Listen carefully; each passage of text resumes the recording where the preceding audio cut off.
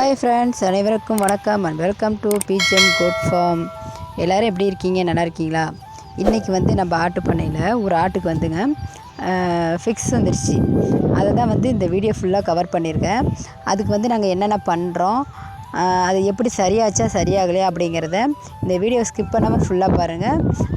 உங்கள் ஆட்டுக்கு அந்த மாதிரி வந்துச்சுன்னா என்ன பண்ணணும் அப்படிங்கிற ஒரு ஐடியா உங்களுக்கு வரும். கண்டிப்பாக வீடியோ ஸ்கிப் பண்ணாமல் பாருங்கள். வாங்க இப்போ வீடியோக்குள்ளே போகலாம். நல்லா தாங்க மேய்ஞ்சிட்டு வந்துச்சு ஆடு வீட்டுக்கு. பார்த்திங்கன்னா நைட்டு வந்து நாங்கள் எல்லாம் ஆடெல்லாம் பட்டியில் அடைச்சிட்டு நைட்டு வீட்டில் உட்காந்து சாப்பிட்டுட்டு டிவி பார்த்துட்டு இருந்தோம். திடீர்னு வெளியே வந்து பார்த்தா ஆடு வந்து கை 4 காலும் ஒரு பக்கமாக இழுத்துட்டு போகுது, தலை வந்து ஒரு பக்கமாக இழுத்துட்டு போகுது. என்ன பண்ணுறதுனே ஒன்றுமே புரியல. அப்புறம் பார்த்தா எங்கள் வீட்டுக்கார் வந்து எல்லாேருக்கும் ஃபோன் பண்ண ஆரம்பிச்சிட்டாரு. என்ன பண்ணுறது தெரியல இல்லையா, அதனால் சொல்லிவிட்டு இங்கே பக்கத்தில் வந்து ஒரு தெரிஞ்ச அண்ணன் ஒருத்தவங்க அவங்க ஆடு வச்சுருக்காங்க. அவங்கள்ட்ட கால் பண்ணி கேட்டால் வயிறு வந்து உப்புதுண்ணா, ஆடு வந்து இப்படி இழுத்துகிட்டே போகுது, ஏதோ சாப்பிட்ருக்க மாட்டுக்கு அப்படின்னு இவர் தெரியாமல் கேட்டதுக்கு அவங்க வந்து நீ இது ஓம தண்ணியில் வந்து கொஞ்சம் தண்ணி கலந்து கொடு, சுடு தண்ணி கொஞ்சோண்டு கலந்து கொடு, வயிறு உப்பசல் சரியாகி போய்டுன்னு சொல்லி சொன்னாங்க. அதை வந்து நம்ம உடனே செஞ்சோம். அப்புறம் பார்த்தா இருந்தாலும் வந்து மனசை கேட்கல. அப்புறம் எங்கள் அம்மா ஊரில் இருக்காங்க, அவங்களுக்கு கால் பண்ணி வந்துட்டு என்ன பண்ணுறதுன்னு தெரியலேன்னு சொல்லிட்டு இவர் கேட்டார். அம்மா திடீர்னு சொன்னாங்க, இதுமாரி ஆட்டோட காதை அறுத்து அதிலிருந்து வர ரத்தத்தை வந்து 2 கண்ணுலேயும் வந்து வைங்க, ஆட்டுக்கு வந்து சரியாயிடும் அப்படின்னு சொல்லிட்டு சொன்னாங்க. அதை தாங்க இப்போ நான் செஞ்சுக்கிட்டு இருக்கேன். அந்த காதை கொஞ்சம் லைட்டாக அறுத்து விட்டோன்னே கொஞ்சம் ரத்தம் வந்துச்சு. அந்த ரத்தத்தை எடுத்து 2 கண்ணுலேயும் வந்து ஆட்டுக்கு வச்சேன். எந்த ஒரு ட்ரீட்மெண்ட் செஞ்சாலுமே உடனே நல்லாகுது இல்லைங்களா, அது வந்து உள்ளே போய் ப்ராசஸ் ஆகிறதுக்கு கொஞ்சம் டைம் எடுக்கும். அந்தமாரி வந்து உடனே சரியாகலன்னு சொல்லிட்டு எங்கள் வீட்டுக்காருக்கு ஒரே பதட்டம், என்ன பண்ணுறதுன்னு தெரியல. அப்புறம் உடனே டாக்டருக்கு கால் பண்ணார். மழை வேறு சூன்னு பெஞ்சிட்டே இருந்துச்சு. டாக்டர் வந்து வீட்டுக்கு வர முடியாது, நம்மளும் வந்து மெடிக்கலுக்கு போய் ஏதோ ஒரு மருந்து வாங்கிட்டு வர முடியாது. அந்தமாரி சூழ்நிலை, மழை பெஞ்சிட்டே இருந்துச்சு. நம்ம வந்து காட்டு சைடில் இருக்கோம்ல, அதனால் வந்து ஊருக்குள்ளே போகணுன்னா ஒரு 4-5 கிலோமீட்டர் போகணும். அதனால் அந்த அன்டைமில் வந்து போக முடியல. அப்புறம் டாக்டர் கால் பண்ணி கேட்டதுக்கு அவங்க என்ன சொன்னாங்க அப்படின்னா, கடலெண்ணெய் இருக்குது இல்லைங்களா, நம்ம சமைப்போம்ல கடலெண்ணெய், அந்த கடலெண்ணெய் வந்து ஒரு 100 ml வந்து நீங்கள் ஊற்றி விடுங்க, ஆட்டுக்கு வந்து நாங்கள் ஃபிக்ஸ் வந்துருச்சு அப்படின்னு சொல்லி சொன்ன உடனேவே டாக்டர் வந்து ஆட்டுக்கு வயிறு உப்புதா அப்படின்னு சொல்லி கேட்டாங்க. ஆமாங்க அப்படின்னு சொன்னதுக்கு, நீங்கள் இந்த எண்ணெயை கொடுங்க, வயிறு உப்பல் வந்து குறைஞ்சிடுச்சின்னா ஆட்டுக்கு வந்து எந்த பிரச்சனையும் இல்லை, சரியாயிடும் அப்படின்னு சொல்லி சொன்னாங்க. அதேமாதிரி வந்து ஒரு 100 ml வந்து எண்ணெய் நாங்கள் வந்து வயிற்றுக்கு கொடுத்தாங்க. அதெல்லாம் வந்து இந்த வீடியோவில் வந்து நான் கவர் பண்ணல, ஏன்னா வந்து வீடியோ எடுக்க ஆள் இல்லைன்னு சொல்லிவிட்டு நான் செல்லை கீழே வச்சுட்டு நான் தான் வந்து ஊற்றி விட்டேன். வந்து அது ஒரு அரை மணி நேரம் வரைக்கும் சரி வெயிட் பண்ணி பார்க்கலான்னு சொல்லிட்டு பார்த்தோம். அப்பயும் வந்து ஒரு அரை மணி நேரம் இல்லை, ஒரு கொஞ்சம் நேரம் தான் வெயிட் பண்ணோம். அப்புறம் ஒன்றும் நல்லா சொல்லிட்டு எங்கள் வீட்டுக்கார் திடீர்னு அப்புறம் யாருக்கோ ஃபோன் பண்ண ஆரம்பிச்சிட்டாரு. அப்புறம் நான் இருந்துட்டு சொன்னேன், எந்த ஒரு இது செஞ்சாலுமே ஒரு அரை மணி நேரம் டைம் எடுக்கும், கொஞ்சம் நேரம் இருங்க, வெயிட் பண்ணி பார்ப்போம் அப்படின்னு சொல்லி சொன்னதுக்கப்புறம் ஆடு ஓரளவுக்கு அந்த ஃபிக்ஸு, அந்த கை கால் தலை எல்லாம் ஒரு பக்கமாக இழுத்துக்கிட்டு துடிக்க ஆரம்பிச்சிருச்சு ஆடு. ஆனால் இந்தமாரி ஒரு நோய் வந்தாவே ஆடை வந்து காப்பாற்ற முடியாதுங்க, ஆடு வந்து இறந்து போயிடும். ஏற்கனவே வந்து எங்கள் வீட்டில் இந்த அனுபவம் இருக்குது. ஒரு 4 கெடா குட்டி வந்து நாங்கள் சந்தையில் வாங்கிட்டு வந்து நல்லாவே மேய்ச்சலுக்கு போயிட்டு வந்துச்சு. நல்லா மேய்ச்சலுக்கு போயிட்டு வந்து அப்படியே ஒரு குதிச்சு அப்படியே கை கால் இழுத்துக்கிட்டு உடனே அந்த ஸ்பாட்லேயே உடனே செத்து போயிடுச்சு அந்த ஆடு. அந்தமாரி இல்லை இந்த ஆடு. அப்படி ஓரளவுக்கு இந்த ட்ரீட்மெண்ட்லாம் பண்ணதுக்கப்புறம் ஓரளவுக்கு பரவாயில்ல, நல்லா இருக்கா. அப்போ இருந்தாலும் கை கால் தான் கொஞ்சம் நடுக்கமாக இருக்குது. டாக்டர் இருந்துட்டு என்ன சொன்னாங்க, செனை வேறு ஆடு வந்து இன்னும் 1 மாதத்தில் குட்டி போட்டுரும், செனையாக இருக்குது. அதனால் டாக்டர் என்ன சொல்லிட்டாங்க, ஆட்டுக்கு வந்து குளுக்கோஸ் பத்தலை, இப்போ வந்து செனையாக இருக்கிறதுனால அவங்களுடைய அந்த இதெல்லாம் வந்து குட்டி தான் எடுத்துக்கும், அதனால் அவங்களுக்கு பத்தலை, அதனால் நான் ஒரு சிரப்பு கொடுக்குறேன், அந்த சிரப்பு வந்து எழுதி கொடுக்குறேன், அதை வாங்கிட்டு வந்து கொடுங்கன்னு சொல்லிட்டு சொன்னாங்க. இதெல்லாம் வந்து நைட் டைமில் எடுத்ததுனால சரியாக கிளியராக இருக்காது. நான் சொல்கிற விஷயத்தை மட்டும் கேட்டுக்குங்க. உங்களுக்கு வந்து வீடியோவில் வந்து தெரிஞ்சுதுன்னா பாருங்கள், விஷயத்தை மட்டும் கேட்டுக்குங்க. இதுக்கு முக்கியமான இது என்னென்னா, திடீர்னு உங்கள் ஆட்டுக்கு வந்து ஃபிக்ஸ் வந்துடுச்சுன்னா நீங்கள் ஆட்டோட காதை அறுத்து அந்த ரத்தத்தை வந்து 2 கண்ணுலையும் விட்டுருங்க. நிஜமாக 100% வந்து இது நல்லா ஒர்க் அவுட் ஆகுதுங்க. இல்லைனா வந்து நான் இந்த வீடியோ எடுத்து போட மாட்டேன்.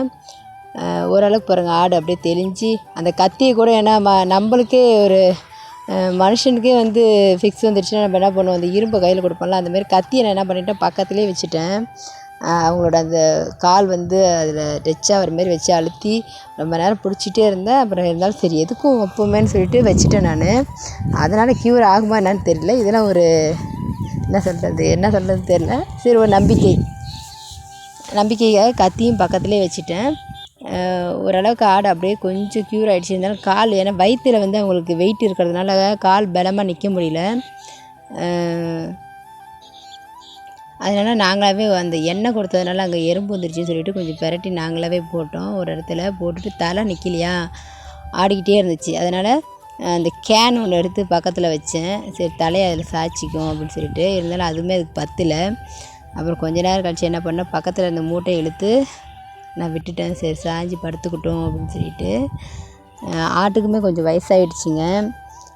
அதனால் வந்து சத்தும் கொஞ்சம் பத்தலை, ஃபிக்ஸும் வந்துருச்சு. வயிற்றில் வேறு குட்டி இருக்கிறதுனால அவங்களால பேலன்ஸ் பண்ண முடியல. அப்புறம் டாக்டர் வந்து காலையில் வந்தாங்க. இதெல்லாம் வந்து ஒரு ஃபஸ்ட் எய்ட் மாரி நம்ம செஞ்சதெல்லாம். இருந்தாலும் வந்து டாக்டரை வர சொல்லி என்னன்னு பார்த்து அதுக்கு தகுந்த மருந்தெல்லாம் கொடுத்தா தான் வந்து ஆடு கொஞ்சம் க்யூர் ஆகும் அப்படின்னு சொல்லிட்டு நாங்கள் காலையிலே வந்து டாக்டரை வந்து வர சொல்லிட்டாங்க. பார்த்தீங்களா, தாய் பாசம்னா என்னன்னு இதாங்க. இது பிள்ளை பாசம், தாய் பாசம். அவங்க அம்மாவுக்கு உடம்பு சரியில்லைன்னு சொல்லிட்டு இந்த குட்டி வந்து பக்கத்துலேயே படுத்துக்கிச்சு. இதை எங்கள் வீட்டுக்கார் பிடிச்சி ஆட்டு பட்டிக்குள்ளே போட்டார். அப்பயுமே ஒரு கேப்பில் வந்து பூந்து வந்து அவங்க அம்மா பக்கத்தில் படுத்துடுச்சிங்க. இதாங்க வந்து தாய் பாசம், பிள்ளை பாசம் அப்படிங்கிறது. நம்ம அம்மாவுக்கு ஏதோ உடம்பு சரியில்லையாட்டுக்கு அவங்க கிட்ட வந்து பார்த்துட்டு கத்திக்கிட்டே இருந்துச்சு அந்த குட்டி. அவரை வந்து அவங்க அம்மா பக்கத்துலேயே படுத்துக்கிச்சு.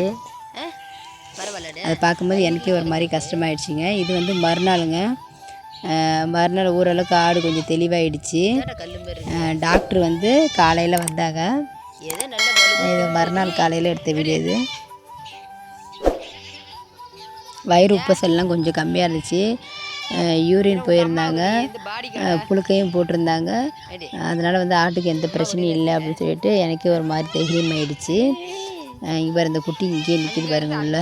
உள்ளே போகவே இல்லை. அவங்க அம்மா பக்கத்துலேயே நின்றுக்கிட்டே இருந்தா. நைட்டு ஃபுல்லாக அங்கேயே படுத்துக்கிட்டா. ஏண்டி காலைல அசை போட்டால் இப்போ சோடையாக படுத்துக்கிடுக்கு. ஒரு ஊசி போட்டால் தான் நல்லா கேட்டுக்கு. ஏண்டி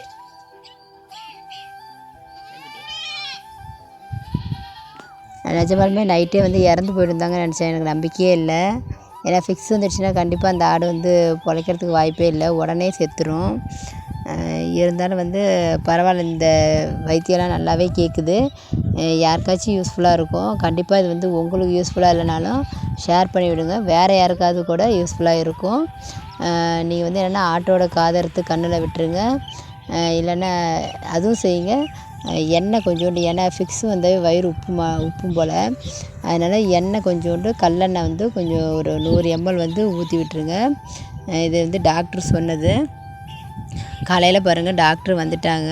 கால் பண்ணி வர வச்சு அவங்களுக்கு வந்து ஒரு 3-4 ஊசி போட்டாங்க.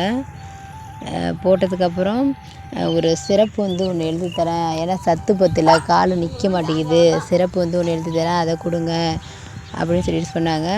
அப்புறம் வந்து அதுக்கும் நல்லா ஆகலை அப்படின்னா வயிற்றில் இருக்கிற குட்டியை வந்து நம்ம ஊசி போட்டு வலி எடுக்க வச்சு தானாகவே எடுக்க வச்சு வெளியே வர வச்சிடணும்.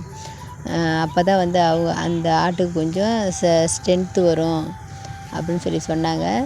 ஒரு 2 நாள் ஆகட்டும், ஆடு எப்படி இருக்குன்னு பார்த்துட்டு அதை செய்யலான்னு சொல்லிட்டு சொன்னாங்க. அப்படியே இருக்குது ஆடு. இப்போ வந்து இந்த சிரப்பு வந்து கொடுக்குறாங்க. இந்த சிரப்பு வந்து பாருங்கள், நான் முன்னாடி அந்த இதில் போடுறேன் பாருங்கள். இது வந்து சத்துக்காக ஆட்டுக்கு கொடுக்கறது. நான் குட்டிங்களுக்கு இந்த 2 குட்டிங்களுக்கும் பாட்டில் பால் கொடுக்கறதுனால நான் பாட்டிலை கையில் வச்சுருக்கோம். சரி அவங்களுக்கு தான் பால் கொடுக்க வரேன் அப்படின்னு நினச்சிக்கிட்டு 2 ஓடியாந்து என் மேலே ஏறிக்கிட்டு தாவிக்கிட்டே இருந்துச்சு.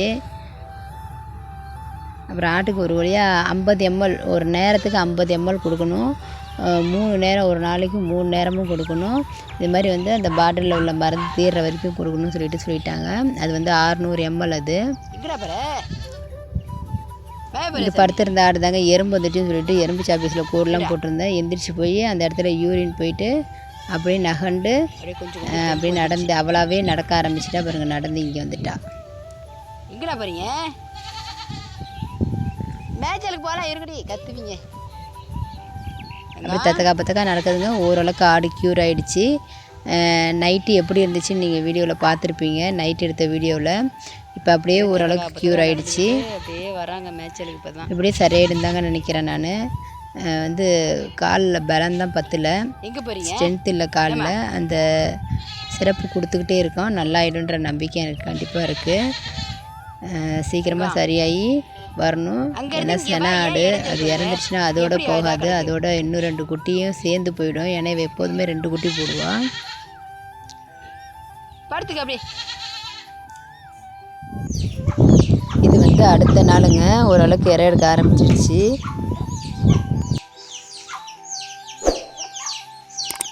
ஆடு இப்போ நல்லா இறை எடுக்குது. ஆட்டுக்கு நல்லா எடுக்கிற நம்பிக்கை எனக்கு வந்துருச்சு. ஓகே ஃப்ரெண்ட்ஸ், இந்த வீடியோ உங்களுக்கு பயனுள்ளதாக இருக்கும்னு நான் நம்புகிறேன். தேங்க்யூ ஃபார் வாட்சிங்.